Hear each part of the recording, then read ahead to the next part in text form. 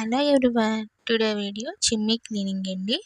చిమ్మీ ఫిల్టర్స్ని చాలా simple way ఆఫ్లో ఎలా క్లీన్ చేసుకోవాలో చూద్దాం. ముందుగా స్టవ్ మీద వేడి నీళ్ళు పెట్టుకోవాలి. 15 నిమిషాలు మరగనివ్వాలి. ఒక టబ్లో మరగనిచ్చిన తర్వాత వాటర్ని వేసుకుని అందులో కొంచెం బేకింగ్ సోడా వేసుకోవాలండి. కొంచెం వెనిగర్ వేసుకుని కొంచెం ఆ రెండింటిని మిక్స్ చేసుకోవాలి. తర్వాత అందులోని చిమ్మీ ఫిల్టర్స్ని వేసి ఒక 20 నిమిషాలు నానబెట్టుకోవాలండి.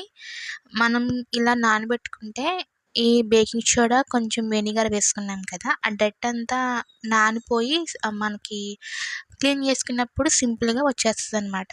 తర్వాత ఒక చీపురు పుల్ల సహాయంతో మధ్యలో ఉన్న మురికినంతా క్లీన్ చేసుకోవాలండి. అలా క్లీన్ చేసుకుంటే మనకి ఫాస్ట్ వే ఆఫ్లో క్లీన్ అయిపోతుంది. టైం టేకింగ్ ఎక్కువ తీసుకోదండి.